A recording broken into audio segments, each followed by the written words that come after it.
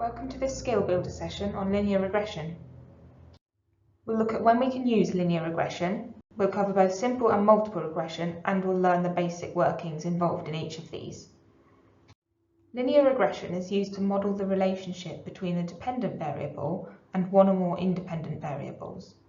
We can use it to look at how a change in one variable, such as someone's exercise habits, can predict the outcome of another variable, such as general health. All variables must be quantitative. This includes the dependent variable and the independent variable. Simple linear regression models the relationship between a single independent variable and the dependent variable.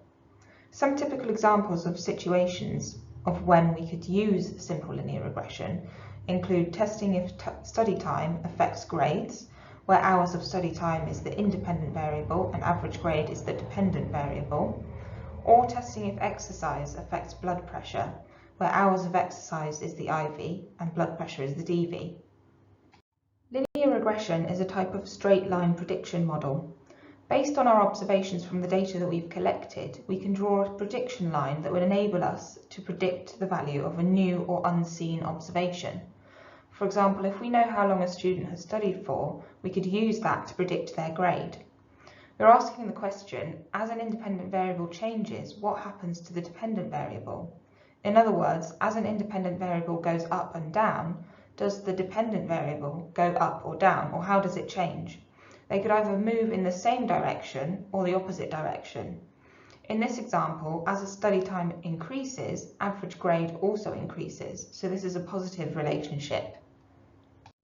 In another example, as time on social media increases, grades decrease, so this is a negative relationship.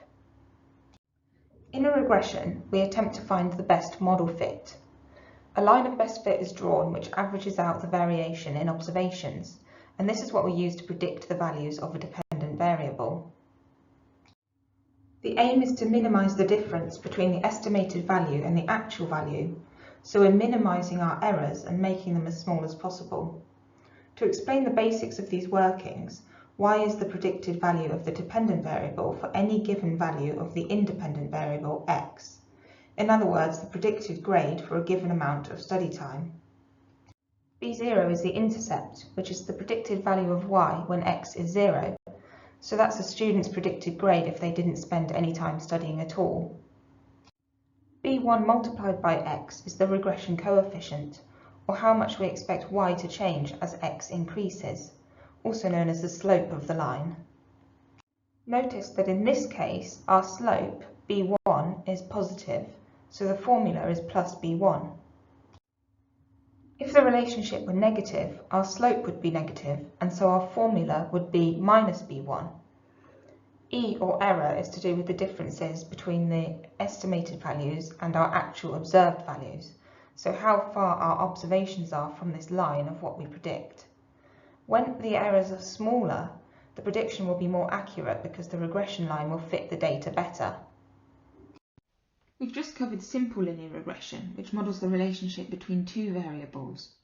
But in reality, we don't usually believe that only a single variable explains all the variation of a dependent variable. In the example of IQ predicting income that I gave earlier, we don't really expect IQ to be the only predictor of income. There are probably a lot of other variables that would also explain this, one of them being years of education. To make the model more realistic, it makes sense to include multiple independent variables in the regression. To extend on our first example here, when testing to see if study time predicts grades, we could add pre-test scores before taking the course to see if this also predicts grades. By adding multiple independent variables to the regression, we can find out how well they predict grades together as a set, as well as which one is the best predictor. So let's say that we had a group of students who were about to complete a statistics course. At the beginning of the course, they completed a pre-test to measure their baseline understanding of stats before they began studying. And in our example, we want to test whether study time and pre-test scores affect final grades for the course. So taking our first independent variable of study time, our basic formula would start off just the same as what we covered before with our simple regression. Y is the predicted value of our dependent variable, so final grade. b0 is the y-intercept, so the value of y when all other parameters are set to 0. Then b1 multiplied by x1 gives us the regression coefficient of our first independent variable.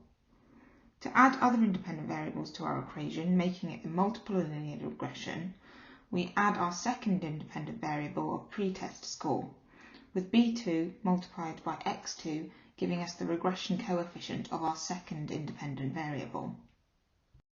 If we had more than two independent variables, we could keep adding these to our model in the same way. But it's important to note that the more independent variables we have, the more observations or measurements we'll need to make. And this is just so that we have a reasonable ratio of observations to independent variables. And the general rule of thumb is at least 10 observations per independent variable, but this will differ depending on the research question and the variability in the data. When we test a hypothesis using regression, we're testing whether there's a relationship between each independent variable and the dependent variable. The null hypothesis is that there is no effect of an independent variable on the dependent variable. The alternative hypothesis is that there is an effect of an independent variable on the dependent variable. If the null hypothesis is rejected, we can say a change in an independent variable predicts the outcome of a dependent variable. We use the p-value to determine whether to reject the null hypothesis. In regression, the p-value indicates the probability of observing the estimated coefficient or a more extreme value if the null hypothesis is true. Typically, if the p-value is less than 0.05, the null hypothesis is rejected and the alternative hypothesis is accepted. As with all parametric tests, there are certain assumptions that our data must meet so that we can determine whether it's appropriate to test our hypothesis using linear regression. These include linearity, which means there must be a linear relationship between variables; independence of observations, meaning that observations must be independent from one another. In other words, each data point should be unrelated to or unaffected by other data points; homogeneity of variance, which means that the spread of errors, also known as residuals, should be consistent; and we must have normal distribution of errors, meaning that the residuals must follow a normal distribution.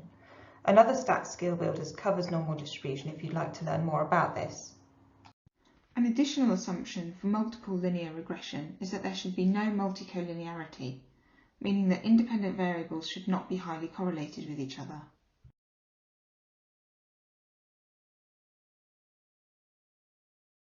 For guidance on the broader range of stats tests, please go to the Skills for Academic Success website at kent.ac.uk/SAS, where you can view more of our numeracy and statistics videos. You can also book a one-to-one appointment with one of the SAS team.